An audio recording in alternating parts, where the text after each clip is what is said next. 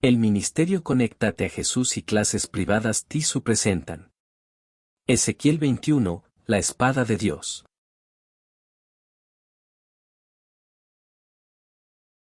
Ezequiel 21, la espada de Dios. Podemos leer este capítulo en el siguiente enlace. https://youtube.b/wso9ifp04 si igual pssvq1-suet-ndf. ¿Una espada de Dios? ¿Por qué tendría Dios una espada? Pensamos que Dios es amor. Él no lucha. Está en contra del asesinato y de la muerte. Cuando leemos Ezequiel capítulo 21 versículo 3, las cosas se ponen peor. Dirás a la tierra de Israel que así ha dicho el Señor: He aquí que yo estoy contra ti. Sacaré mi espada de su vaina y eliminaré de ti al justo y al impío. Bao. Esto es terrible. Dios usará su espada para cortar tanto a justos como a los impíos. No esperábamos que los justos fueran cortados. ¿Qué podría significar esto? Lo primero que tenemos que hacer es identificar lo que la espada simboliza en la Biblia. Luego veremos para qué se usa la espada. ¿Qué simboliza la espada en la Biblia? Hay varios versículos de la Biblia que mencionan la espada. Veremos dos de ellos que se destacan y que identifican lo que simboliza la espada. El primero es Efesios capítulo 6 versículo 17, y tomad el yelmo de la salvación, y la espada del Espíritu, que es la palabra de Dios. El segundo texto bíblico es Hebreos capítulo 4 versículo 12, porque la palabra de Dios es viva y eficaz, y más penetrante que toda espada de dos filos. Penetra hasta partir el alma y el espíritu, las coyunturas y los tuétanos, y discierne los pensamientos y las intenciones del corazón. En ambos versículos vemos que la espada simboliza la palabra de Dios. ¿Por qué se simboliza la palabra de Dios como una espada? Es con la espada del Espíritu, la palabra de Dios, que el cristiano corta su camino a través de todas las circunstancias. Comentario bíblico adventista sobre Efesios capítulo 6 versículo 17. La palabra de Dios es viva, poderosa y aguda, plenamente capaz de cumplir sus propósitos benéficos para la humanidad. Véase Isaías, capítulo 46, versículo 10, capítulo 55, versículos 10 y 11, comentario bíblico adventista sobre Hebreos, capítulo 4, versículo 12. En Apocalipsis capítulo 1 versículo 16 leemos lo siguiente: Tenía en su mano derecha 7 estrellas, y de su boca salía una espada aguda de 2 filos. Su rostro era como el sol cuando resplandece en su fuerza. Versión Reina Valera actualizada. Compartimos una cita del comentario bíblico adventista sobre Apocalipsis capítulo 1 versículo 16 sobre el significado de esta espada de doble filo. Juan repite el símbolo, espada de doble filo, en Apocalipsis, capítulo 2 versículos 12 y 16, capítulo 19 versículos 15 y 21, donde, en el sentido de que sale de la boca de Cristo, es la ejecución del castigo divino. Parece mejor entenderla aquí en el mismo sentido, como símbolo de la autoridad de Cristo para juzgar, y especialmente de su poder para ejecutar juicio. Que la espada tenga 2 filos, junto con el hecho de que se dice que está afilada, parece implicar lo incisivo de sus decisiones y la eficacia de sus actos de juicio. Ahora podemos entender lo que ocurre en el capítulo 21 de Ezequiel. El Señor está ejecutando juicio no solo sobre los impíos, sino también sobre los justos. Y Él usará al rey de Babilonia para ejecutar el juicio. ¿Qué significa la espada de Dios para nosotros hoy? En nuestros días, tanto justos como impíos deben pasar por el juicio. De hecho, la primera epístola de Pedro capítulo 4 versículo 17 dice lo siguiente: porque es tiempo de que el juicio comience por la casa de Dios. Y si primero comienza por nosotros, ¿cómo será el fin de aquellos que no obedecen al Evangelio de Dios? Todos tenemos que ser examinados o juzgados y la palabra de Dios es la base para el juicio. Todos seremos juzgados basados en nuestro amor a Dios. Y si le amamos, guardaremos sus mandamientos. Juan capítulo 14 versículo 15. En publicaciones anteriores en Facebook y Twitter, X, sobre Ezequiel 6 y 7, escribimos extensamente sobre el juicio de Dios y cómo debemos prepararnos para él. Ver los siguientes enlaces para información adicional. Solo encontramos los de Facebook. Recordando nuestra publicación sobre Ezequiel 20, necesitamos desprendernos de todos los rasgos de carácter que nos estorban en nuestra preparación para heredar la vida eterna y nuestro nuevo hogar. Ver Hebreos capítulo 12 versículos 1 y 2. Además de prepararnos para la segunda venida de nuestro Señor, el Espíritu Santo tiene la tarea de limpiarnos de toda maldad. De esta manera, Cuando nuestro Señor revise nuestro registro criminal durante el juicio, nuestro registro estará limpio porque permitimos que Jesús fuera nuestro abogado en lugar de nuestro juez. Nuestro Señor nos ama más de lo que podemos imaginar. Él vino a este mundo y murió por nosotros para que no tengamos que morir por nuestros pecados. Él ha retrasado su venida para que todos nosotros podamos arrepentirnos y prepararnos para vivir en ese lugar que Él fue a preparar para nosotros. Él es paciente para con nosotros, no queriendo que ninguno perezca, sino que todos procedamos al arrepentimiento. Véase 2 de Pedro, capítulo 3, versículo 9. La espada del Señor puede hacer una de dos cosas por nosotros hoy: puede examinar y cortar todos los rasgos de carácter que no reflejan el carácter de Cristo y transformar nuestras vidas por su poder limpiador, o puede actuar como un juicio ejecutivo o punitivo al final de la historia de esta tierra. Nosotros decidimos cuál de los dos filos de la espada se nos aplicará. Bendiciones. Después de vivir unos años en casas alquiladas, después de estar casados unos 5 años, llegó el momento de comprar una casa. Buscamos la mejor casa que pudiéramos adquirir. Tenía que cumplir ciertas especificaciones. Por fin encontramos una. Por desgracia, la perdimos debido a la situación política del país en ese entonces. Sin embargo, seguimos buscando con la esperanza de encontrar algún día la casa de nuestros sueños. Pero adivinen qué. El Señor ya ha buscado por nosotros y nos encontró un hogar.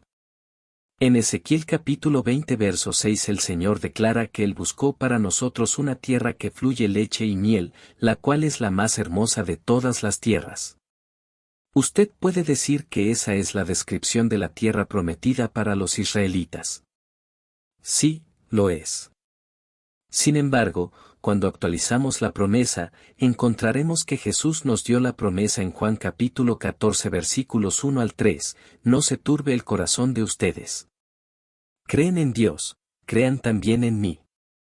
En la casa de mi Padre muchas moradas hay. De otra manera, se los hubiera dicho. Voy, pues, a preparar lugar para ustedes. Y si voy y les preparo lugar, vendré otra vez y los tomaré conmigo para que donde yo esté ustedes también estén. Además, en Apocalipsis capítulo 21 versículos 9 al 27 nos da una descripción detallada de cómo es físicamente nuestro nuevo hogar. En el verso 18, declara que la ciudad es de oro puro. En el verso 23 dice que la ciudad no tiene necesidad del sol ni de la luna que brillen en ella porque la gloria de Dios la ilumina y el Cordero es su luz. Sin embargo, hay ciertos requisitos para que podamos entrar en la ciudad, nuestro nuevo hogar. Requisitos para entrar en nuestro nuevo hogar.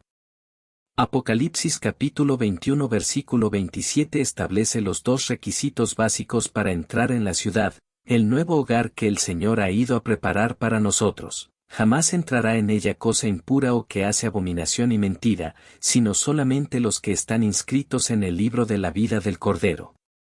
Requisito número 1, nada impuro entrará en la ciudad.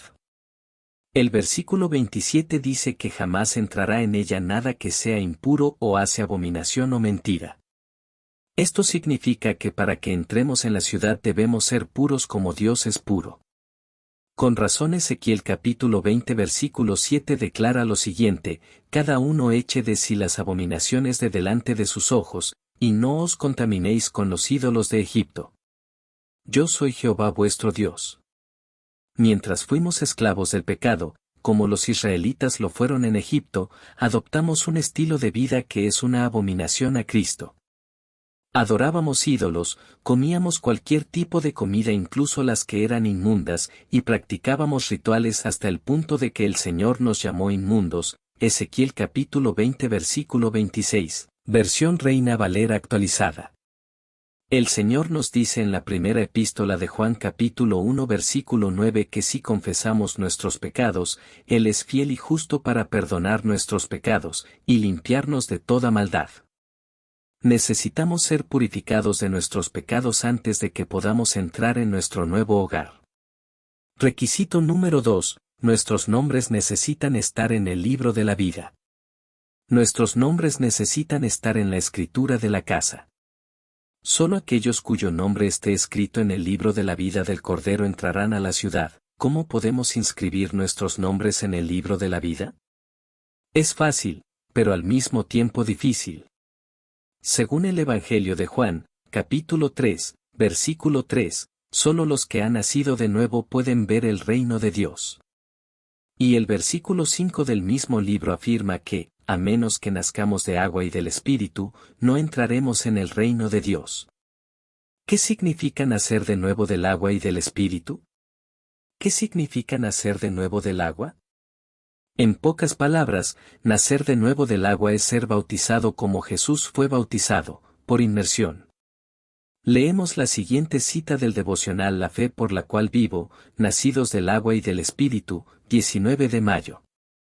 Cristo ha hecho del bautismo una señal de entrada en su reino espiritual. Él ha hecho de esto una positiva condición con la cual deben cumplir todos los que quieren que se reconozca que están bajo la autoridad del Padre, del Hijo y del Espíritu Santo.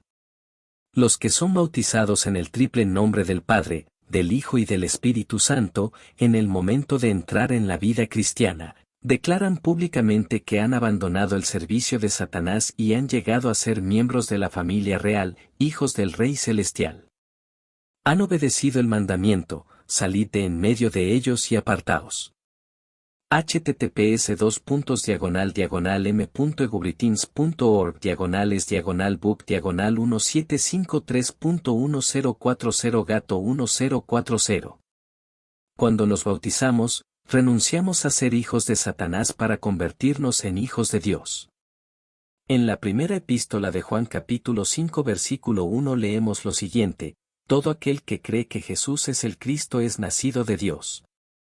El versículo 4 afirma que todo lo que ha nacido de Dios vence al mundo. Y la misma epístola capítulo 2 versículo 15 nos dice: no amen al mundo ni las cosas que están en el mundo. Si alguno ama al mundo, el amor del Padre no está en él. En pocas palabras, amamos al Señor con todo nuestro corazón, alma y mente y creemos en Jesús como Salvador y Señor. ¿Qué significa nacer del Espíritu? Nacer del Espíritu significa que renunciamos a las riendas de nuestras vidas y permitimos la guía del Espíritu Santo.